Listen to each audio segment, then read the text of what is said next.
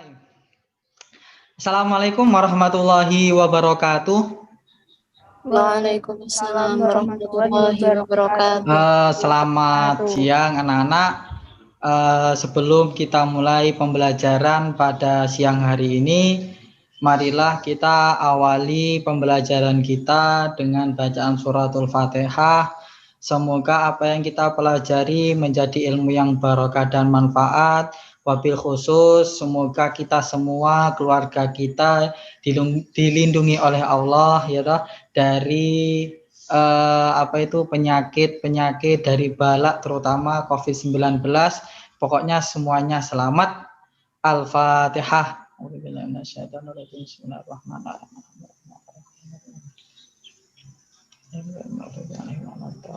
Amin. Selanjutnya ini tadi 10 menit sebelumnya sudah Pak Aziz share absennya di Google Form. Alhamdulillah tadi Pak Aziz lihat semuanya sudah lengkap, tidak ada yang absen. Nanti sebelum pembelajaran Pak Aziz mengingatkan kepada kalian semua untuk tetap semangat ya, walaupun di masa pandemi sekolahnya kita melalui daring ya, dalam jaringan online atau bahasa yang lain, kita harus tetap semangat. Jangan kok sampai ada yang kendor. Insya Allah walaupun kita tidak bertatap muka, walaupun kita tidak bertemu di sekolahan, kalau kita mau bersungguh-sungguh, insya Allah ilmu kita juga bisa bermanfaat. Yang penting kita tetap semangat, jangan kendor. Ya, jaga adab juga. Jadi kalau waktunya sekolah, ya layarnya dinyalakan biar kelihatan, jangan sambil tiduran ya, saling menghargai, gurunya menghargai kalian, kalian juga menghargai gurunya, pakaian yang rapi dah itu. Dan juga Pak Haji mengingatkan buat kalian, kalau sekiranya tidak begitu perlu untuk keluar rumah ya tidak usah keluar rumah. Kalau memang pun mendesak untuk keluar rumah, kalian ya harus mengikuti protokol kesehatan, pakai masker ya. Maskernya itu masker yang jangan yang yang tipis, yang tidak, yang biasanya cuma dicantolkan di telinga itu loh. Itu kurang aman karena nggak ada lapisannya. Kalau bisa pakai masker yang kain yang biasanya diikatkan untuk perempuan itu kan ada itu bagus itu. Jadi itu selalu bawa hand sanitizer, cuci tangan selalu. Oke? Itu langsung saja untuk pemateri. Jadi Pak Aziz bukakan anunya dulu.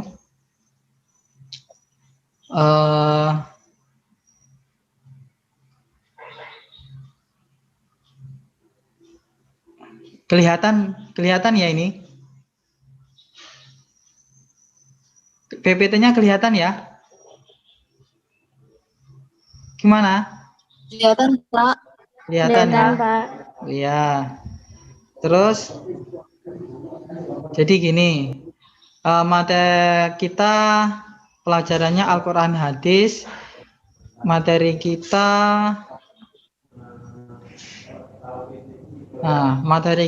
adalah hadis, sunnah, khobar, dan asar ya. Jadi di awal semester genap ini tema kita adalah hadis, sunnah, khobar, dan asar, yang mana di dalamnya nanti kita akan membahas tentang apa itu pengertian dari khobar, hadis, sunnah, dan asar. Begitu juga persamaan dari keempatnya dan juga perbedaannya itu apa saja. Jadi ini perlu kita ketahui, jadi kita tidak salah kaprah. Untuk langsung saja untuk yang pertama tentang pengertian yang pertama itu dari hadis.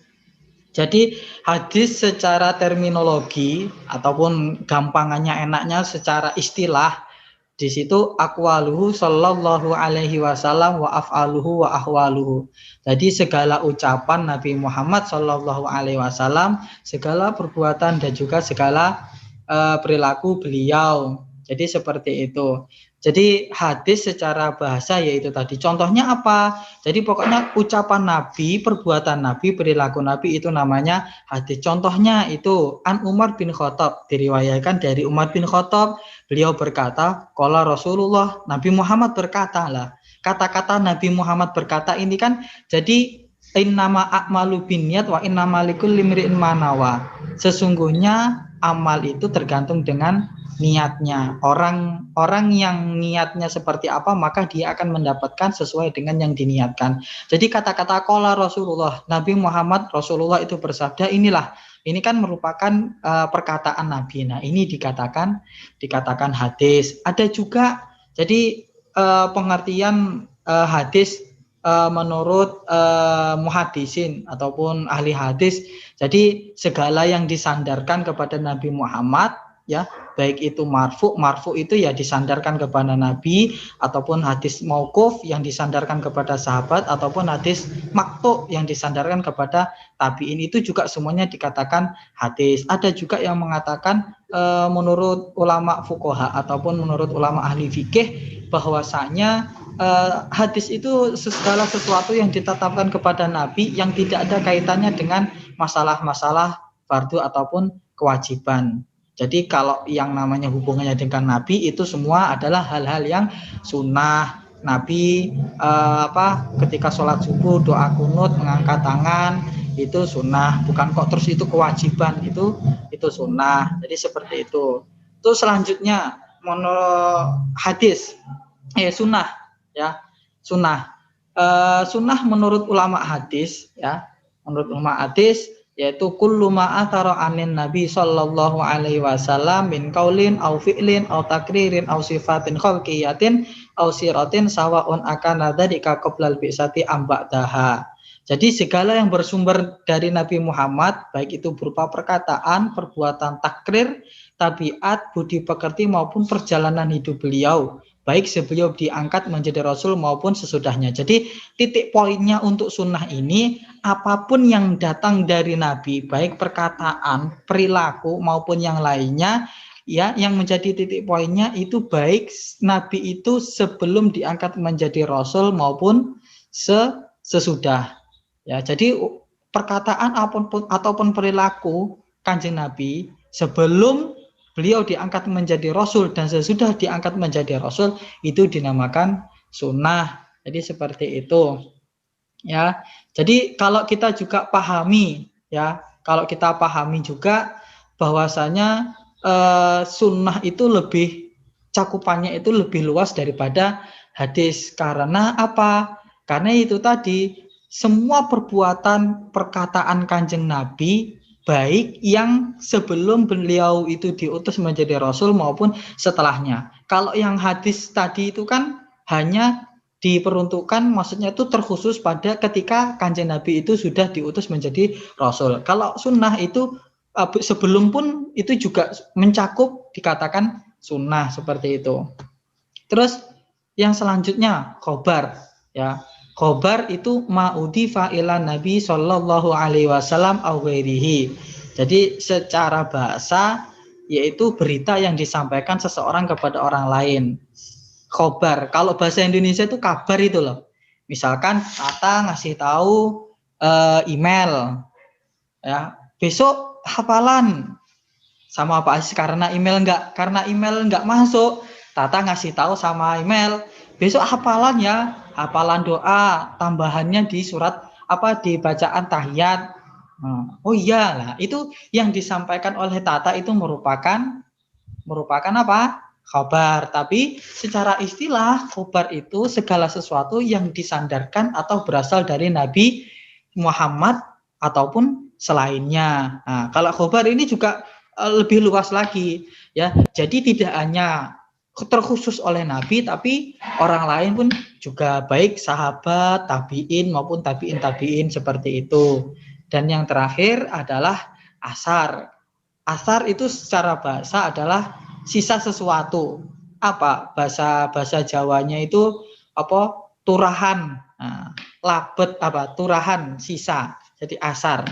Jadi secara istilah asar. Jadi secara istilah sebagian kebanyakan ulama itu berpendapat bahwasanya asar itu sama dengan hadis dan khobar, walaupun ada sebagian ulama yang lain yang mengatakan asar itu lebih umum daripada khobar, seperti itu. Contohnya di sini ada tidak pasti disebutkan di PPT. Jadi as-sunnatu ayyukabbiral imamu yaumal adha hina yajlisu alal mimbar qablal khutbati tis'atakbiratin. Jadi menurut sunnah hendaknya imam bertakbir pada hari raya fitri dan hari raya adha sebanyak 9 kali ketika duduk di atas mimbar sebelum berkhutbah. Jadi kalau kalian memperhatikan orang khutbah itu sebelum baik khutbah di awal maupun khutbah kedua itu ada takbirnya ya, ada takbirnya 7 kali ya.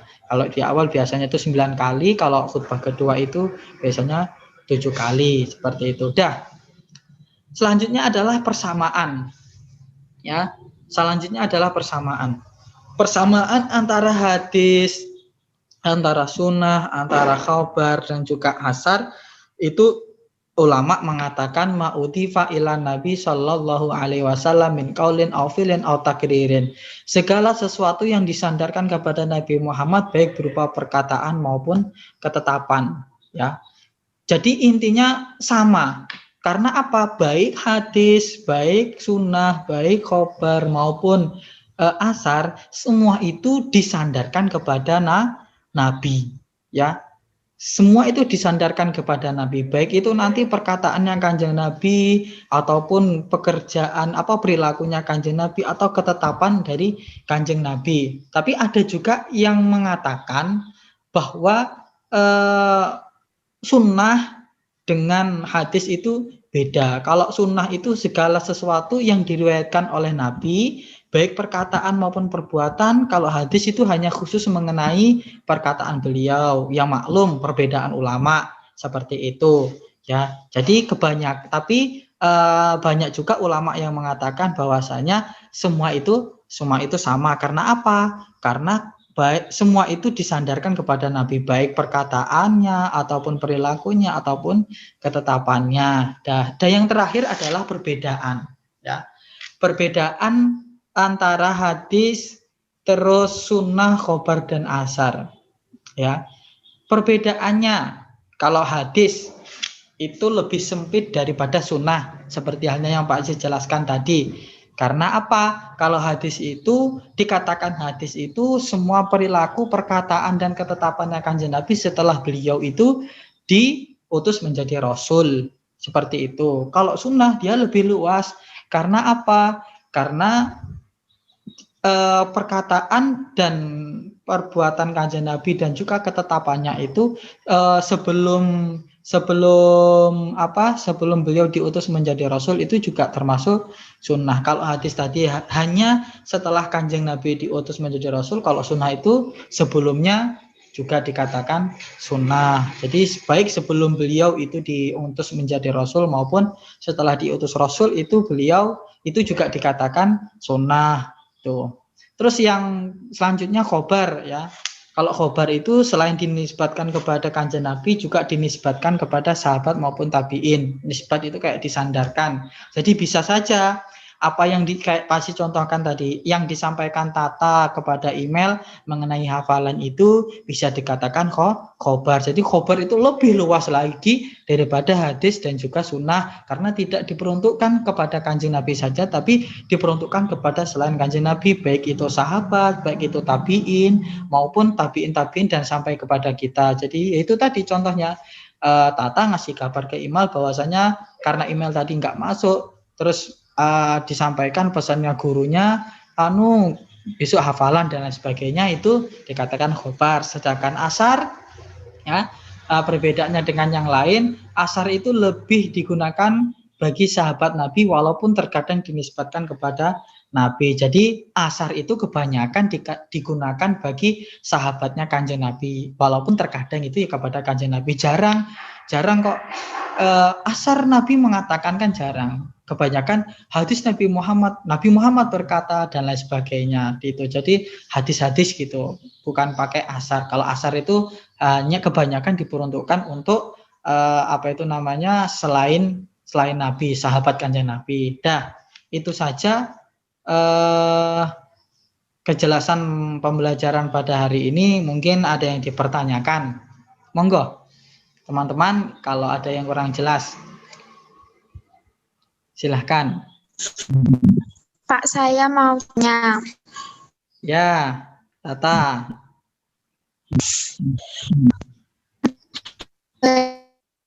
Ciri orang yang pegang tapi Apa kurang jelas?